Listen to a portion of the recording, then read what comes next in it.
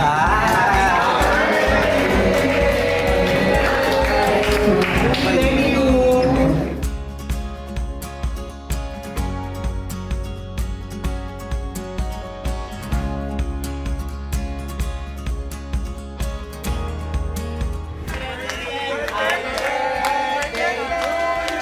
Bagang kami dyan. Bagang kami dyan. Kinakabahan ako sa mga cellphone. Parang vlog kami. Alam namin sir.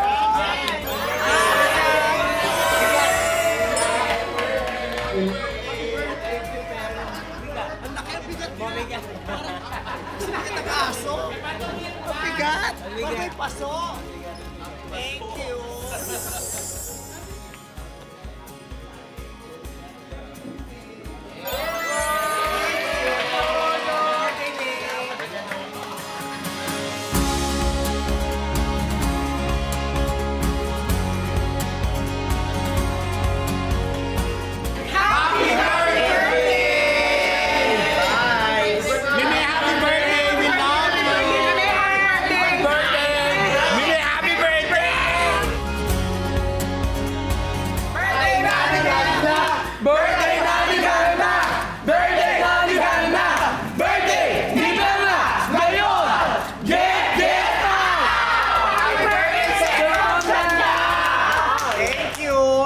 Happiness and good health sa lahat ng mga baklang 50 hit!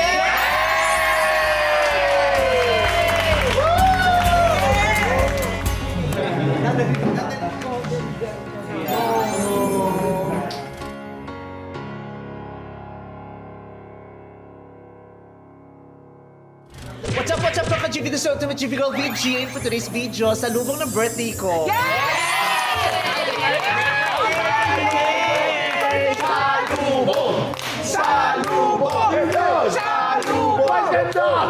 Parang sari doon, no? Sari doon. Nagbabakasyon kami bukas sa Clark ang airport. So naka-check-in kami rito ng mga nanay ko nila Ayon. Pero pinuntahan nila ako dito para sumalubong. Excited na kami bukas. Baka panso lang kami. Lalo ko pinili na rin ng Vice Comedy Clark. BCC! Vice Comedy Clark. At dahil nandito na rin naman sila, blinag nila yung salubong ko, tapos may mga regalo sila sa akin, blinag din nila. So pinagkakitaan po nila talaga yung hindi talaga purong para sa pagdiriwang ng karawan ko at pati sa akin. For content and monetization. Sino ba yan? At syempre, hindi naman magiging ganun ang ugali nila kung hindi kami magbabarkada. So gagamitin ko din sila. Yes. Pera-pera lang po talaga nagpapaikot sa grupo ngayon. So para may content tayo, pag-uusapan na lang natin. Since ang tagal na namin magkakaibigan, we'll talk about kung ano yung fondest and funniest memories nyo sa akin. So sino magsa-start? Sige, si Ate MC na. O, MC. Dapat awal mo Pag kino-content nyo ako sa Bex Battalion, super patawa ako. Yes, ito. Marami kasi siya. Lagi nyo akong kino-content sa Bex Battalion. Ang laki-laki na nakikita nyo sa akin kahit na yung... Happy birthday to you! Alam mo, sa dalawang dekada na mahigit na friendship natin, maraming nakakatawang memories natin. Pero yung isa sa nakakatawa, yung nagbuhol tayo. Yung nakasira tayo ng dulo. Oo, sino yun? Ikaw kasi yung kasama namin.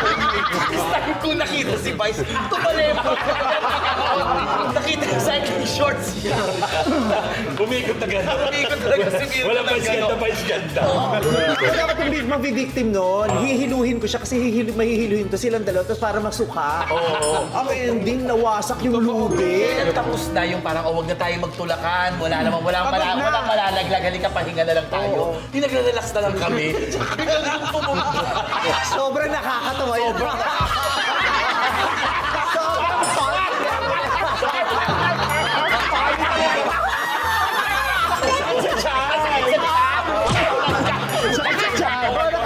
Na-vlog namin yun di ba? Sa mga hindi nakakapanood, watch this. Oh, yeah. Magselos si Kuya. Aray ko. Ayan.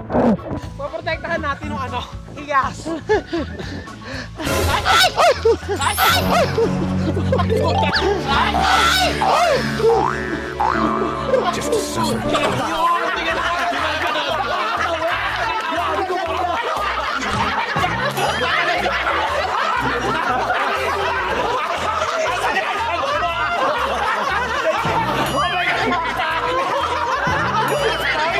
Ang luwag na ng pustiso. Ina, Kitty, hanggang sa tawa nang wala ka pa rin tunog. Yung tawa mo walang tunog. Baka ka mag-isa, solo mo.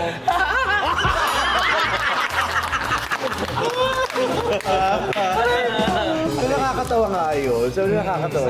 Nakalimutan kong matatanggal yung wig ko. Ang naisip ko talaga yung bayad eh. Ano may bayad? Pero hindi mo na pinabayaran. Mabait yung mga yung staff.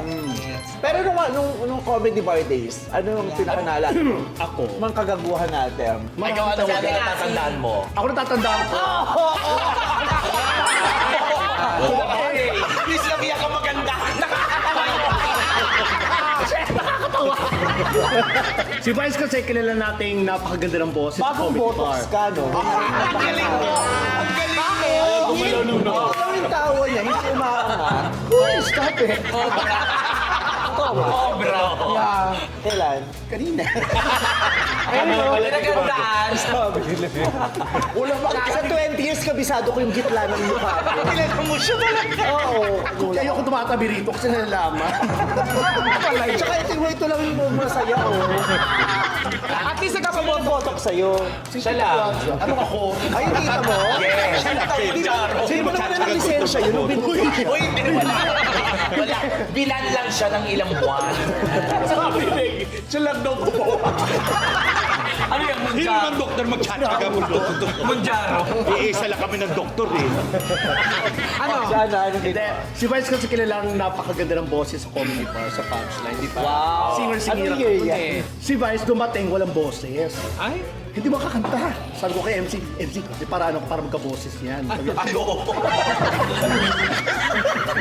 Pinainom ka niya.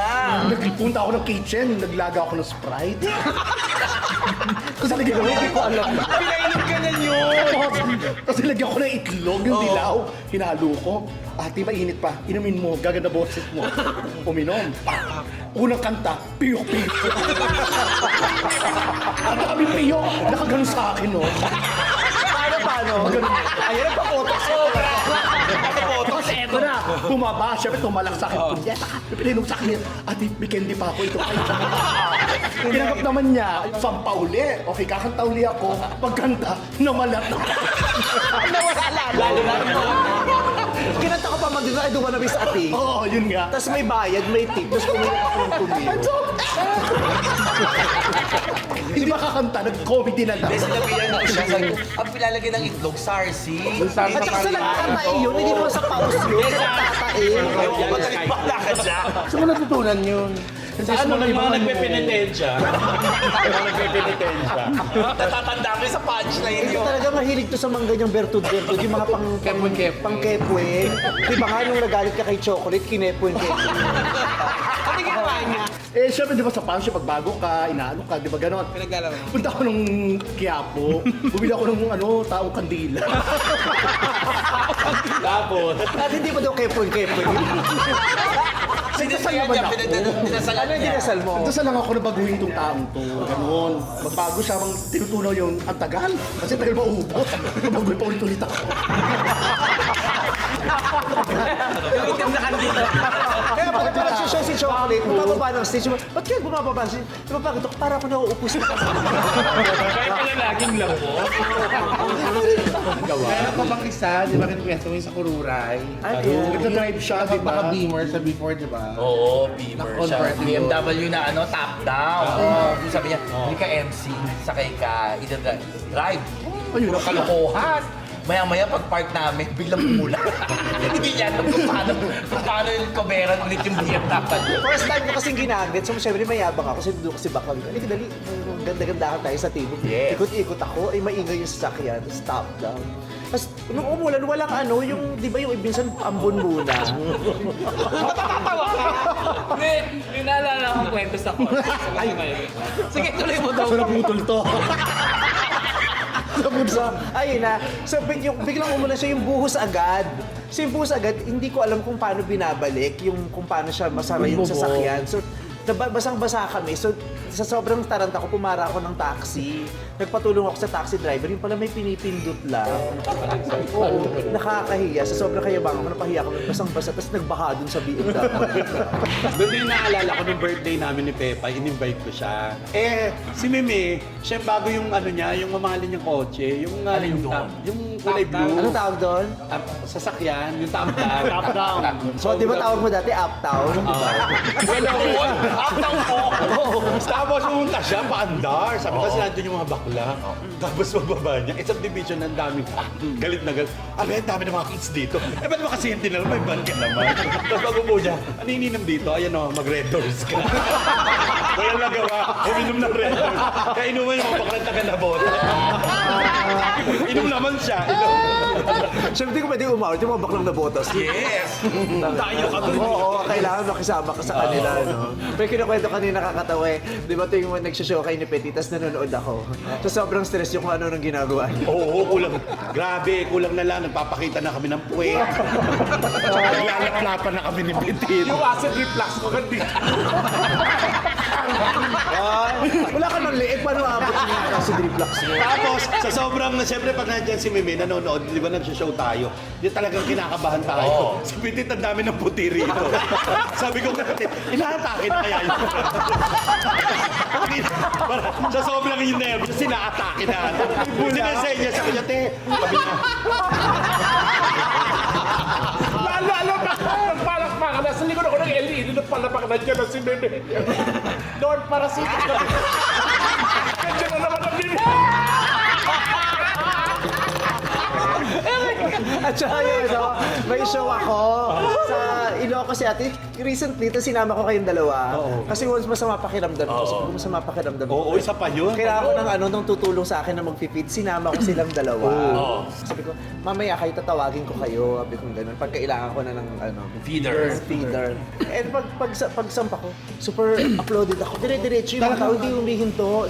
Tumaas yung energy ko. Oo, alam mo ginawa namin, nag-rosaryo kami. Nakailang ano kami. Stereo? Stereo. Kasi nga, paano na tayo magpapatawa? Tapos na si Bebe.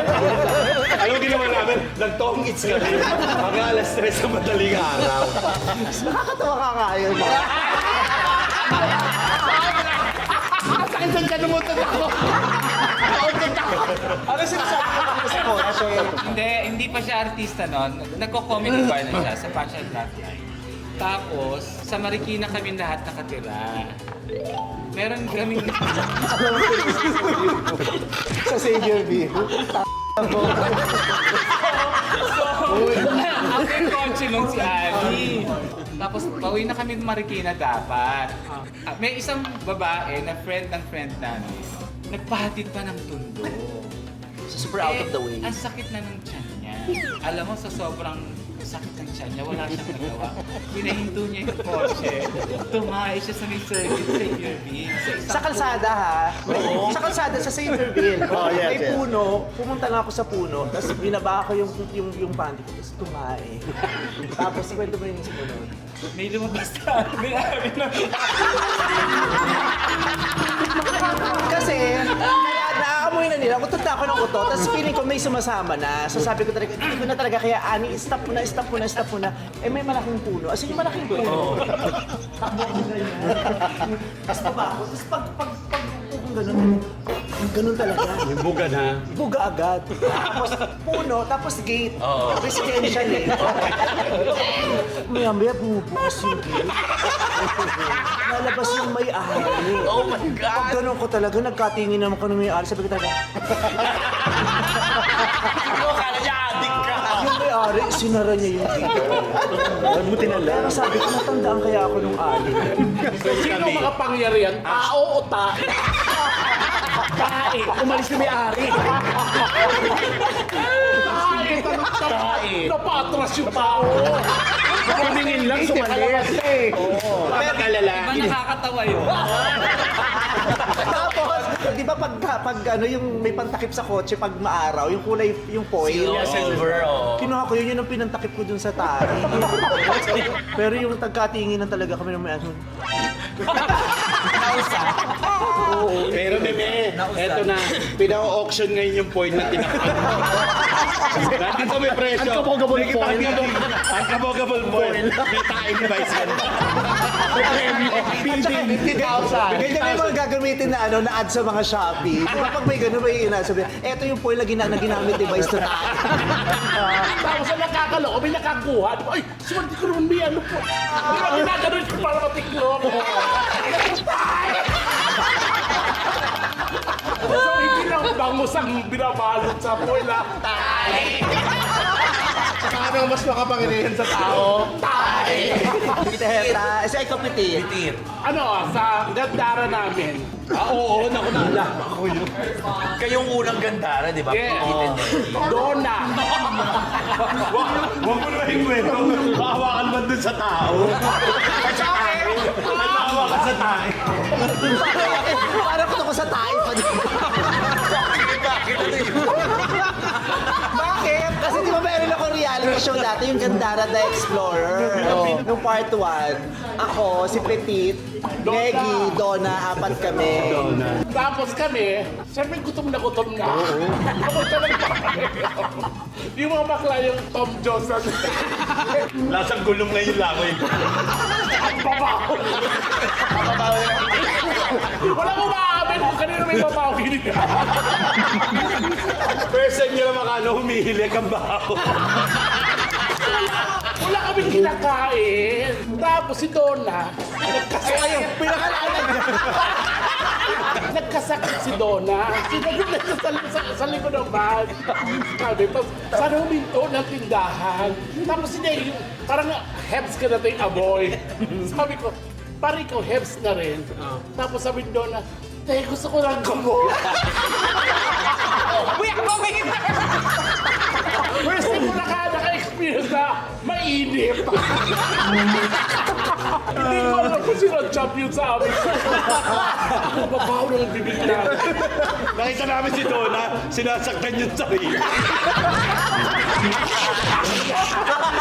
Sabi ni Donna, wala kami ni kinakain. Kaya malang gusto tumawag tindahan. Gusto bumili ng scotch tape. So ano message mo kay Donna ngayon? Ay wala, thank you kasi may racket ako sa kanya. Kaya may cancel na daw. Tsaka sinabi mo sa akin, Bebe, first time ko naka-experience na hilik na mabaho. Ay natulog kami, di ba, sa tent lang. Sabi, nasa tent naman tayo, pero pag naghihilik siya, parang may bonfire sa loob. Uy, tinatakpan. Sinecheck niya. Sinecheck. Konti lang. Pero meron. Ay, kung na Tami, anong chika mo? Birthday ni Miss O, nagchichika kami. Namunya yung hiling ako. Ni Membene, Pero hindi niya alam sinadya ako. Tapos kinabukasan, nagpa-general meeting. Meeting tayo po. Oo. Pero, si Memery, binigyan naman akong candy. Oo. Pero napagalitan ko siya. Di ba may mga bisita? Sila Sir Calvin, Harap-harapan. di ba sila Sir John? Di ba may mga tao? Pero si Donna number 1. Hindi, lahat naman sa amin. Binabawi kasi may racket kay Donna. Lahat naman kami. Pero nung humikat si Donna, Na-confirm may namin. nakita ako 5 demonyong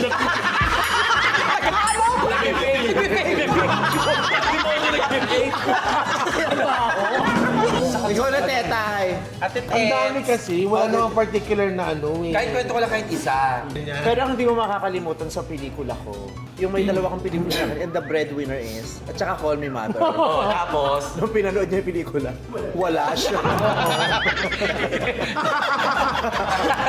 Nakakatawa yun, di ba? Anong message mo kay Direk June? Ayoko na lang mag-talk. He's a very wonderful director. Oo, mabait yun. Totoo. Minsan, baka siguro, ang laki ng mukha mo sa screen. Yes. Ay, ikaw din breadwinner ka din. Hindi, meron tayong movie dati, yung Super Parental Ay, nako. Tapos, last pong kami, ang eksena, kinidnap ko yung mga bata. Aning ka rito, kasabulin ako ni Mimi sa ni Coco. Ituro mo yung nasa yung mga bata, sinampal. Ha? Di syempre kinabisado ko dahil alam ko sampalan eh. Tapos alam mo ginawa nila, sila yung nagkakamali. Yung nagkakamali ng line, so ulitin na naman, siguro mga nakalimang sampal siya. Sinadaan na. Tapos sabi ko, ako kabisado. Kasi Coco, sabi ni Coco, susuntok kita dito, gumulong ka. Para hindi mo maramdaman. Tapos, nasaan yung mga bata? Alam mo, sinuntok ako dito ni Coco. Ramdam ko, Tapos, solid sampal. Alam mo, anong oras na kayo pa nagkakamali? Kayo mga professional. Kasi pag susuntok siya ni Coco, matatawa kami kasi pag sinabi sa kanya, susuntok kita, umano ka dito ha. Babalik na rin ni Coco. Kung saan siya gagano'n, dun siya susuntok. Kaya mas salubong. Kaya natatawa kami kasi sinasadya ni Coco. Kasi makakanta naman, so ulitin na naman. Pero sorry, sige, ganun ulit, ganyan. Pag ginawa niya, babalik na rin ulit ni Coco. So ako sampa lang ako ng sampa sa kanya, tawa ako ng tawa. Tinanong ako ng nanay ko, ano nangyari sa'yo? Wala, umatin ako ng hazy. Akala ko taping yun ha. Hindi, hazy. Nakakatawa yun, di ba? Ito nakakatawa. Jewel, kwento mo, dali. Oh, Jewel. Grabe, si Meme napakayaman. Oo naman. Napakaraming pera, sobrang Ang grabe. laki ng bahay. Super unbelievable. Hindi landscape ang bahay. Oo, pero yung harap ng bahay, grabe, may malunggay. Oo!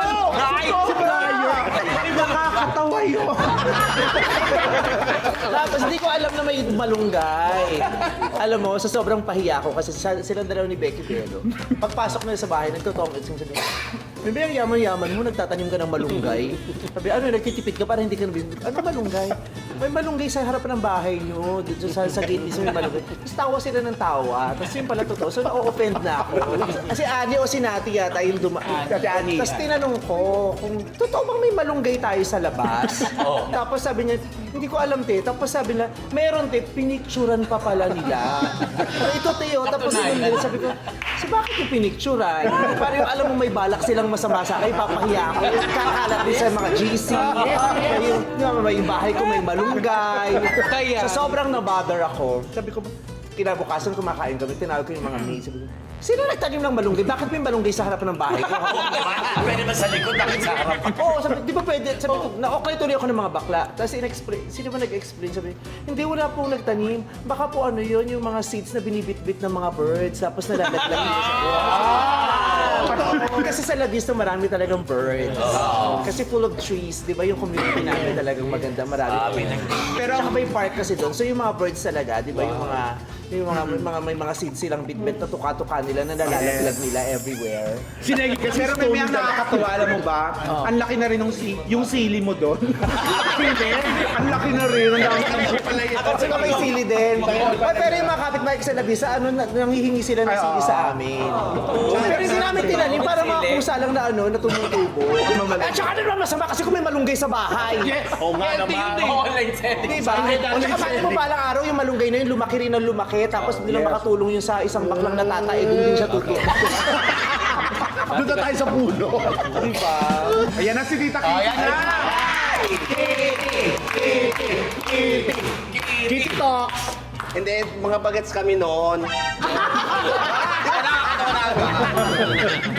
Tapos may mga kotse, yung mga friend namin. Rampa-rampa yung mga bakla. Si bakla nasa tabi, passenger. Si Richard yung nagda-drive. Mga landi-landian, mga bakla. May pagwapong lalaking dumaan. Si bakla, binabayo niya. Sa Quezon, kasi inutusan niyo ako. Sa Quezon, kasi kumain tayo sa Mr. Kebab. Oo, Mr. Kebab. Binabayo niya. Hi, kuya. Inutusan kasi nila. Nalampasan na namin.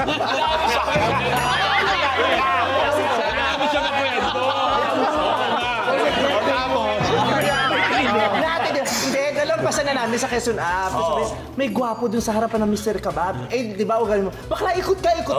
So, ikot ka ulit. Tapos sabi na, tsikahin mo. Eh, syempre, di ba ako pinakamatama sa aming magkakaibigan? Tsikahin mo, di man ulit si bakla. Tapos binaba ko yung bintana. Hi, kuya. Oo. Tapos lumapit yung lalaki. Hi, kuya. Tapos lapit yung lalaki. Pakso na pa! Sila pa! Anong kuya-kuya? Ano kuya? Bakla, andar! Tapos, tawa sila ng tawa. Tapos ako talaga nakaganyan. Yung inuto ko sila yung tapos nagtatawanan niyo ako. Ay, baka ano yung lalaki na umukhaan mo pa. Umukhaan mo pa, hindi na. Ang natatandaan ko yung trauma, pero yung lalaki hindi ko na matandaan. Parang high boy. May naka-auction na rin yung kamay ni Kuya. Na ginamit sa Hindi ng 150,000. 150,000. Unang nakasapa. Wala lang ka sa pa. Pero masakit sa pak sa'yo. Oo, masakit. Na-trauma nga siya. Oo, ang sakit talaga. Kasi bintana eh. Tsaka wala, hindi ako makakaiwas kasi nakaganon yung mukha ko eh. Si Bimeta lang ang original. Kasi hindi nung araw kasi ganun, di ba, pag may mga lalaki, yung parang dati ba sa taxi din, bumara tayo, di ba, sa Malate, bumalik yung yung driver ng taxi, sabi nung, nagmamaganda ngayon si Pete na ganyan, bumalik yung taxi driver, sabi sa kanya, bakulaw. Bumalik yung taxi para tawagin lang siya, bakulaw. Nag-effort ba? Ay, may nakakatawa pa. Magsisibig yata tayo nun eh. Tapos sa jeep, di ba? Tinadyakan siya palabas. Ay, talaga? Ano yun? Tinadyakan siya. Dire-diretso. Kasi may inokray silang lalaki. Ganun din. Kasi ang ginawa, so kailangan namin magtakbuhan. Sa EDSA to. EDSA Monumento. Takbuhan kami sa jeep. Eh, siya yung nasa siya yung huling-huling bakbaba. So siya na puluhan. Nakabuli siya ng lalaki. Bakla ka! Simula dire-diretso! Dire-diretso, pagtingin namin, nasa simento naman. Alam mo yung sa Soko, yung guguhitan mo yung katawan sa simento. Ganyan siya. Roderick Paulate ka. Tsaka meron pa tayong tumakbo tayo, nagtago tayo sa mga rep ng, di ba? Kasi gusto pa dati yung Tamaro FX. So pinara namin, hindi alam nung driver na ang dami naming bakla. Kasi sobrang dami ng laki ng grupo namin. Pagsakay namin, so punong-puno yung FX. So ayaw pumayag ng driver. Sabi niya, hindi naman, kung anong diretso mo yan, ganyan. Kasi yung mama, diniretso niya yung sasakyan, punong-puno, tapos maingay kami. Nagalit yung mama. Sabi, ano yung mga bakla kayo, bumaba na nga lang kayo, bumaba kayo. Hininto niya, pag hinto niya, binuksan namin yung mga bintana lahat. Tapos yung mga bintana, hindi namin sila. Lahat, pati yung likod ng Tamaro, nakasara. Lahat sa kabuka. Ay, nakakabuka. Tapos sabi, tapos biglang mama, bumaba, naglabas ng tubo. So hinabol kami, takbuhan kami bang bakla, takbo! Tapos talagang hindi humihinto yung mama, hinahabol niya talaga kami, sasaktan niya talaga. May mga restaurant na magsasara na. Pasok kami sa mga restaurant, nagtago kami, nagpunta kami sa mga kitchen, yung mga staff, syempre nagsasalita, ano nangyayari? Nagtago kami sa ilalim ng mga ng mga gasolin gano'n. Tapos tawa kami ng tawa. Kasi hindi pa pala natin binayaran, di ba? Oo, Pagbaba namin, naniningil yung mama, pero hindi namin binayaran. Hindi namin binayaran, binuksan namin lahat ng mga pinto. Kabataan. Kabataan Lahat mga college yun, Talaga mga yun. first, mga second year college yun. Si Tonton, Ay, syempre pinaka-memorable yung Miss Q&A. O, ginawa mo akong feeder, di ba? Yung pagkatapos ng segment, pagpasok ko sa backstage, ginawa mo akong feeder 15 minutes yun. Kasi sinasali ko sila sa Miss Q&A, hindi man para manalo, para lang magpatawa. para maging masaya. Para masaya lang yung segment. Tapos, si Ann Curtis, doon sa katabi mo, di ba? Sabi niya gano'n, yung parang pinipilit ako, sumagot ka lang maayos, baka magalit sa'yo, yung mga gano'n siya. Kasi binabara-bara niya ako. Tapos sila, inaan niya, huwag daw siyang barahin. Na-offense na, binabara-bara ka ng batang baka. Hindi kasi alam niya. alam. Oo, ako na isasabi, ganito pag-uusapan natin, ganito pag-uusapan. So, pinipid ko siya. Hindi alam ni Ann. Nakakatawa. Sabi niya, ba't sinasagot-sagot niya? Gaga ako nagturo sa kanya. Ay, sa showtime, Oo, sa nag-guest din tayo. Hindi siya makapag-joke. Bakit? Kasi naka-heels. Pawis na pawis. Sabi ko sa kanya, uy, mag-joke ka. Sabi niya, yung patilya ko parang ng tinis ng pawis. Ang taas ng Si tayo. Yung mag-shooting kami na ng Partners in Crime. Takbuhan, di ba? Tapos bugbugan. Ano panahon yun, di ba may gout ka?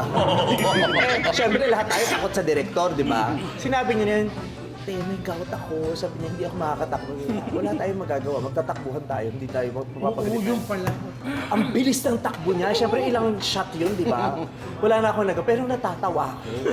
Kasi alam mo, hirap. Wala siyang hagdan. Tsaka yung hagdanan, bababa na hagdanan. Ikot sa bahay. Buong bahay tinatakbo namin. Kasi yung big scene.